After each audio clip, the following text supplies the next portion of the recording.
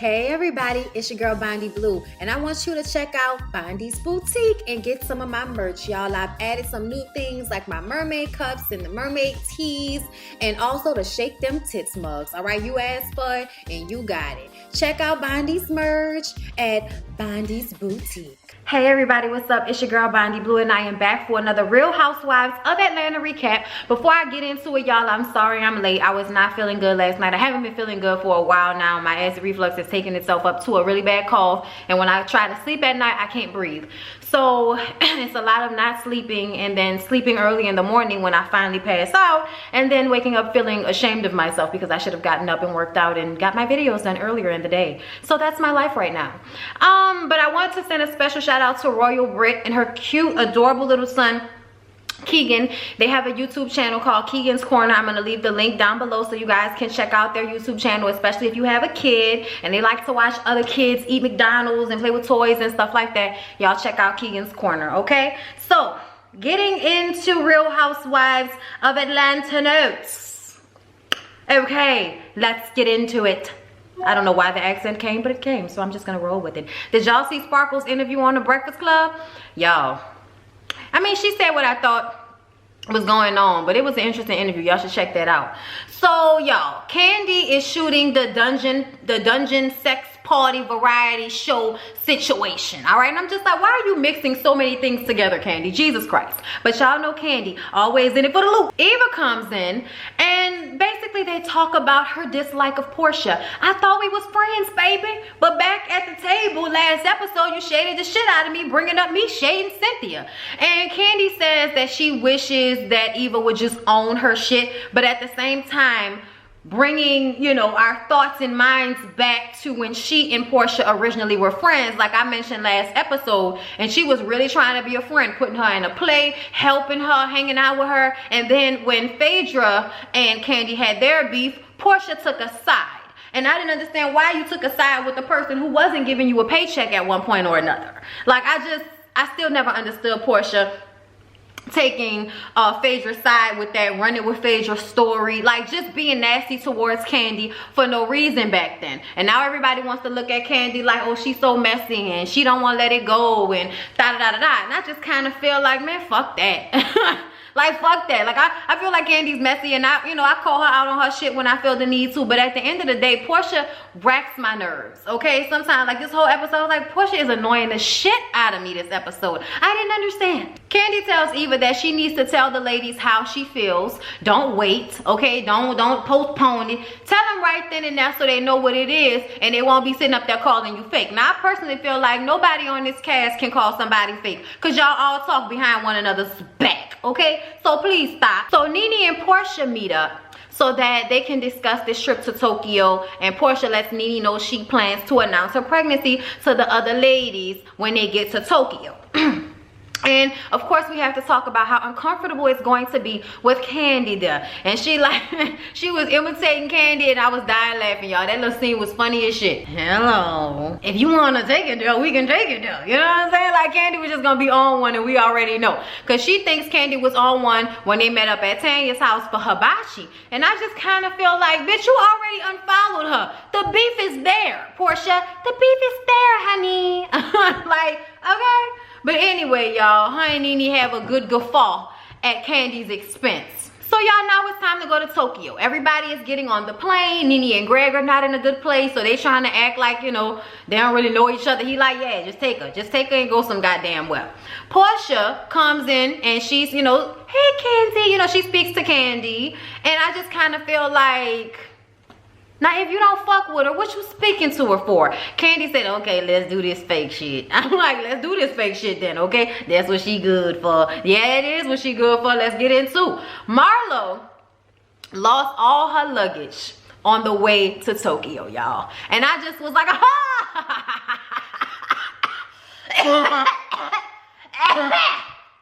the Lord don't like ugly. So after they get off the plane and they get on the bus that's going to take them to dinner and then take them to, you know, the hotels or whatever the situation was. The dinner might have been at the bottom of the hotel, whatever, okay? But they're on the bus and Marlo is pissed and her wig is not glued down, okay? The wig is a shift The wig is a go. I was just sitting up there like, bitch, you got all that fucking money. You know, all this stunting you do. And you couldn't go, you know, down somewhere and buy you some stuff to wear. Like, I'm just saying, Marlo, obviously you ain't as paid as you try to make us feel like you are if, you know, all you got is the shit that was in your luggage. Like, just go and buy yourself a couple of new things to wear, some toiletries. Go buy the shit, bitch. She still had at least 2 bags of luggage that she brought with her as carry-on. So I just was looking at Marlo like, bitch, you really gonna make a big deal out of this. Everybody going through something and you gonna make a big deal out of you losing your luggage. Whatever, bitch, whatever. So when they're on the bus, for some reason, we start to talk about Cynthia and Will, and Portia forgot his name, talking about, you should do that with Chris. And she's like, oh no, wait, who's Chris now, baby? She's like, oh wait, that's not your man, that's not him. And Cynthia was like, oh no, girl, I'm gonna need for you to remember my man now, child, okay? Especially since I remember Dennis' name. And I'm like, that's because we all talking about Dennis, all right? We all talking about Dennis. Portia wasn't around when we read Mike Hill his rights and asked him what he was into. She wasn't there for that. Then Portia shows everybody the tattoo that she got behind her ear to match Dennis's tattoo, and Candy was like, you see, she didn't get his name tattooed on her, huh? She's smart, y'all. Don't be letting her fool y'all now. She's smart. I'm like, child, we know. She plays stupid, but we know.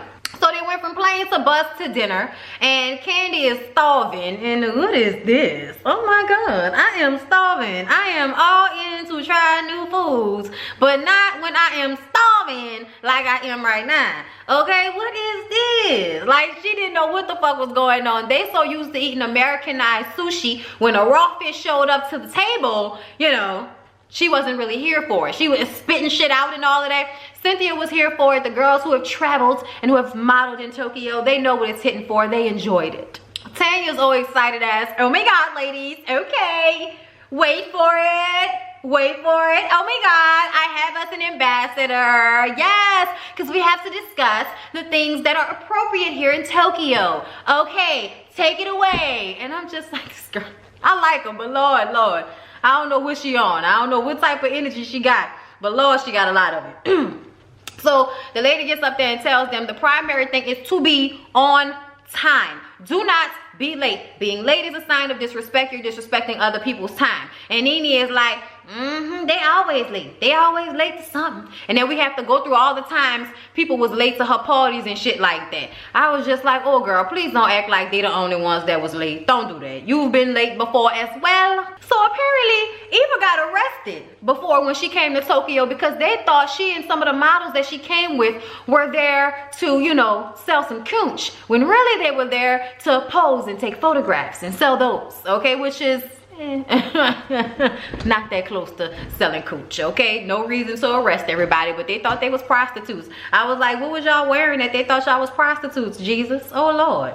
Before we get into the rest of the trip and everybody having a fantastic time, because this is all about kissing Nene's ass and making up with her since Eva didn't invite her to the real party that was in Miami. She decides to say that she wants everybody to bring their problems to the table at the beginning so we can have the rest of the trip to enjoy ourselves.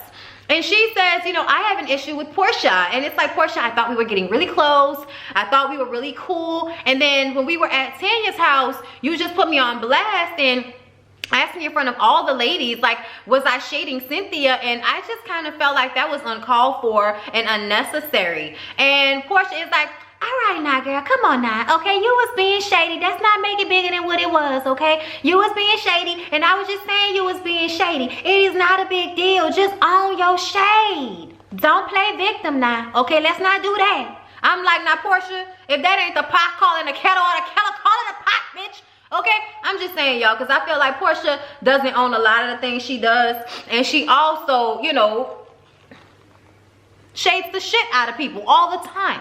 They bring reference to when she was talking all that shit about Shamia behind her back, but then was so nice to her and fixing her plates and everything when they were, you know, all together. And she was like, so what y'all wanted me to do? Y'all wanted me to try to fight the pregnant lady? And they was like, no, but you could have just not spoken. It's like, why? Why go through all that? I understand what they're saying though, Eva. You do go out of your way to be nice to Shamia after you just finished talking all of that shit about her and everything. Even though I felt like the shade wasn't that bad. You know what I'm saying? It wasn't shade like that. And I also feel like, you know, Eva needed to get over what happened between she and Shamia. You should have known somebody was going to ask you about Missy Elliott, girl. You should have known somebody was going to ask you about that. You coming on a reality show that has millions of viewers. We was going to check your background, sis. We was going to find out who you been fucking, who you been dealing with, and we was going to bring it up on the show. Especially if it was a lesbian relationship with Missy Elliott, bitch. We was gonna bring it up, okay? Marlo says that, you know, she's just very afraid because they were getting along just fine, and then she was shading her like a house cat. And I was just like a house cat? The fuck? Less than a dog. I said, oh, okay, I get it now. Girl, sit down some damn well. Eva even said, okay, next. Ain't nobody got time for Marlo. Because Marlo, you shade the shit out of everybody all the time. You say it in front of their face, behind their back, and it's all shade, and nobody likes it. Nobody asked you for it, bitch. Where's your luggage? So Portia pulls Nene to another room, and they discuss her announcing a pregnancy and, you know, the Japanese word kinshi or whatever the fuck it was for pregnancy. And I'm like, girl, whatever. You couldn't just say, all right, I just want to let y'all know, I ain't with y'all. Like, no, we had to do a whole thing with a gong and all that to announce that she was pregnant. And y'all know the first person face they gonna put the camera on is Candy. And Candy was happy for Portia because she knows how much Portia has wanted a child, how much Portia has wanted a family. And I feel like it just goes to show that I think sometimes the beef that they have on the show is not necessarily as strong as they make it seem. You know what I mean? Because if you really ain't here for somebody, you're like, bitch, I ain't gonna fucking you pregnant. Like, whatever. But she was really happy for her. And, I mean, I was happy for her. We were all happy for Portia. Just like we were happy for Kenya, even though we didn't like her ass. So I guess so, Candy, okay. But I still do feel like they be faking a funk with some of these arguments. But Portia does hug Candy. And I was just like, okay, so did we miss something? It seemed like she only hugged Candy. And I don't know what's going on, but I just want them to get past it, y'all. I ain't gonna lie. I do not like that Portia and Candy fight because I like Portia and I like Candy. And I just don't like that they fight, y'all. Like, we need to fight somebody else. I want to see Marlo get into it with somebody. Let Nene argue with somebody. You know what I mean? Like, I miss the days when everybody, you know, for the most part used to get along, you know, kind of before the beef with Phaedra. So Eva gets up and says, okay, ladies, we're going to go to the rooms. Everybody has the exact same room. We ain't going through all of this. And then Marlo shades Cynthia. Take notes, Cynthia. I'm like, Marlo, shut the fuck up. At the end of the day, she may come through with the meager accommodations, but bitch, her house in Lake Bailey is much better than whatever townhouse that you didn't tricked out, bitch. Okay, go sit the fuck down somewhere. She work on my nerves always trying to shade people who have actual factual receipts and W-2s for the money that they make. Then Marlo jumps on Eva's back and Eva can carry her, and we were astonished and amazed that that little girl was so strong that she can hold big ass Marlo. Okay, child, they fell on the floor. It was cute. Everybody was having a good time. So then everybody's back at their rooms.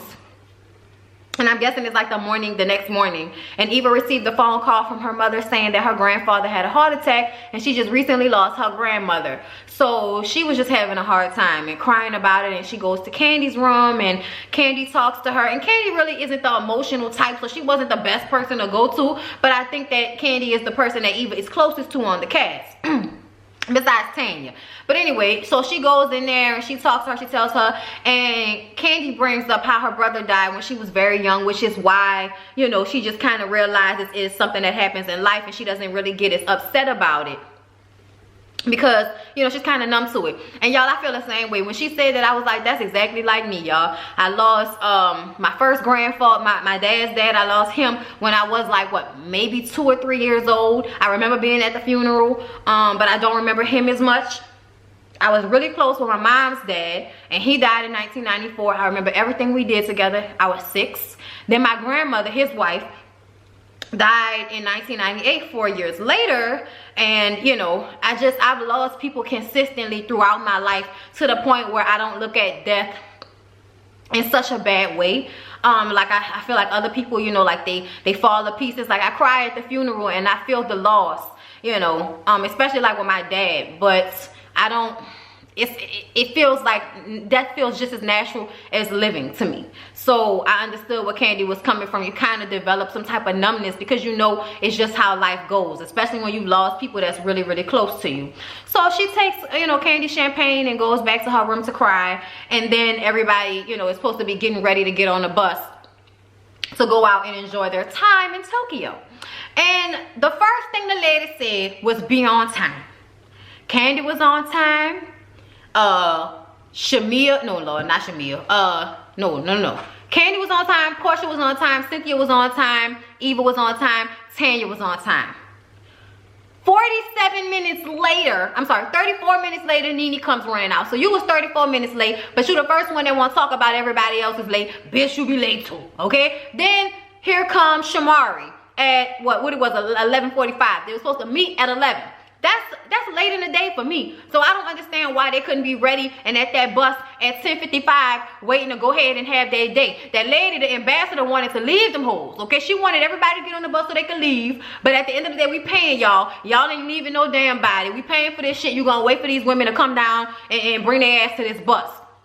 Marlo comes late. She's still pissed off because she done lost her luggage. Meanwhile, Nene and Eva are sharing with the ladies about what's going on with them personally. Eva's grandfather is on life supports, and Nene is having a hard time with Greg, dealing with his, you know, his attitude and the angst and all of the aggression and depression and everything that's going on with him being sick and how their daily life has now changed. You know, she's expressing how it's hard on her. Eva's expressing how it's hard on her. And then Marlo, shallow as fuck, getting on the bus complaining about her clothes and how you bitches could have sent me some toy toiletries. Bitch, you supposed to have money. You supposed to be the fabulous Marlo. You couldn't go and get you some more shit to wear, bitch. Real fabulosity would have went somewhere and bought at least 2 or 3 days worth of outfits until that luggage found its way to Tokyo, bitch, okay? Something tells me if Tanya would have lost her luggage, that bitch would have went and go bought a whole new wardrobe, okay? So you think you fly hoe until you lose your luggage, okay? Shut the fuck up. So y'all, then they go to a temple and they pray and everybody prays, and I thought it was a beautiful moment, y'all. Prayer, oh Lord. We need prayer. We need prayer. I don't care what nobody say. You need to pray. Who you pray to, I don't know. But the intention, the thoughts, you know, put it out there in the universe. Hopefully something good will come back to your Lord, okay? So they pray and then they go to eat and have dinner. And Portia asked if Tanya and Paul are married because there was some confusion about whether they were married or not. Tanya feels like they are married even though they aren't married. And I'm like, see, if you haven't signed the paperwork and going through the ceremony, bitch, if you ain't signed papers, you are not married. Okay, I guess we're married in spirit. No, the fuck you not. No, you're not. You boyfriend and girlfriend. You grown ass boyfriend and girlfriend, y'all. Anyway, so then we get on how Nene was shading the Paul and Tanya situation because she said, you know, we may not be married, but we're gonna be together to the end. So then Nene says, I would trail lightly to the end, girl. And he's like, what the fuck does that mean? What does that mean? And Tanya obviously has had enough of the backhanded shady comments that Nene likes to make towards her. So she's like, what the, you know, like, what is that supposed to mean? And then, girl, I'm just saying, it don't mean nothing. I'm just saying. She was like, I mean, but you already made a comment, you know, earlier today when we read fortune, because they read fortune cookies and everybody was saying what their fortune was. And hers was that she would get married or something. And Nene was like, you know, I hope you marry somebody. It might be somebody else, girl. So Tanya was like, why are you trying to shade my relationship? Why do you want me to marry somebody else? And Nene is like, girl, I don't care about you. I ain't worried about you. I really don't care about what's going on with you. If you don't care, why do you continue to fucking shade her, Nene? Why do you continue to be nasty towards this woman that is not trying to shade you, that is not, has really done nothing to you? Y'all had a misunderstanding, what, weeks ago? Days ago, bitch, and you still beefing about it? You still mad about it because somebody shaded Swag Boutique, bitch? It is not Louis Vuitton. Deal with it. Nene says it's not that deep. It's not that deep, girl. I don't give a fuck about what's going on with you and Paul. I don't care, and all of this. And it's obvious that Nene is taking out her frustrations about what's going on with her and Greg out on Tanya. Any opportunity, and I also feel like Tanya is an easy target because you know that she's not gonna bite back like a lot of the other ladies will. So you feel like you can keep playing with her and shading the shit out of her. Y'all gonna leave Shamari alone. Y'all gonna leave Portia and Candy and, you know, everybody else alone. She ain't gonna play with Cynthia because they done already been through that. And child, we don't need to be ripping up no more friend contracts, okay? So I just feel like Nene is just really nasty to her, and it's obviously going to get to everybody next week because they seem to leave her ass behind when she was late again. So yeah, it's gonna be interesting. This Tokyo trip shall be interesting, okay? So I hope y'all enjoyed the review. Please don't forget to like, comment, and subscribe to my channel if you have not already. I'll probably do another Bondi Blue show today because I saw that there's some stuff going on with Tiana Taylor and Iman Shumpert, and I am very upset about it. So we're gonna talk about that. Also, everybody, happy Martin Luther King Day, okay? Because that's how I like to say his name, because he was a king. So happy Martin Luther King Day, y'all. It's a beautiful day out here in New Orleans, but because I haven't been feeling that great, you know, it's real difficult for me to stay in a positive headspace when I'm physically not feeling well, and you know, especially not well enough to work out and all of that. So that's bothering me. But you know, I'm gonna get in here, I'm gonna chill the fuck out. Maybe we'll go to the lake or something so I can feel a little better, whatever. But I'll definitely try to get that Bondi Blue show out to y'all in a few. So hope y'all enjoy it, and see y'all in the next one.